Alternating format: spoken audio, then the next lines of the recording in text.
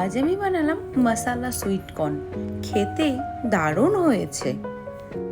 চলো দেখে নেওয়া যাক আমি কি করে বানালাম। প্রথমে একটা ফ্রোজেন কর্নের প্যাকেট নিয়ে নিলাম। প্যাকেটটাকে কেটে নিয়ে একটা ফ্রাই প্যানে ঢেলে নিলাম। গ্যাস জ্বালিয়ে বসিয়ে দিলাম সেদ্ধ করার জন্য 2 মিনিট। ততক্ষণে আমি পেঁয়াজ, টমেটো, লঙ্কা, ধনিয়া পাতা, লেবু কেটে নিলাম। সব কিছু কেটে নিয়েছি। তারপর কর্নটা দেখি সেদ্ধ হয়ে গেছে। গ্যাস অফ করে কর্নগুলো আমি তুলে নিলাম, একটা প্লেটে ঢেলে নিলাম। তারপর আবার গ্যাস জ্বালিয়ে কড়াই বসিয়ে দিলাম। 1 চামচ বাটার দিয়ে দিলাম। বাটারটাকে ভালো করে নাড়াচাড়া করে ওর মধ্যে পেঁয়াজ দিয়ে দিলাম, লঙ্কা দিয়ে দিলাম, টমেটো দিয়ে দিলাম। আবার একটু নাড়াচাড়া করে নিলাম।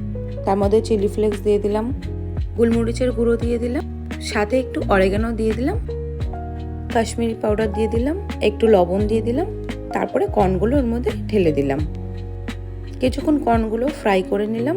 তারপর ওর মধ্যে দিয়ে দিলাম ধনিয়া পাতা, আর একটু ফ্রাই করার পরে লেবুর রস দিয়ে দিলাম অল্প একটু। তারপর রেডি মশালা সুইট কর্ন।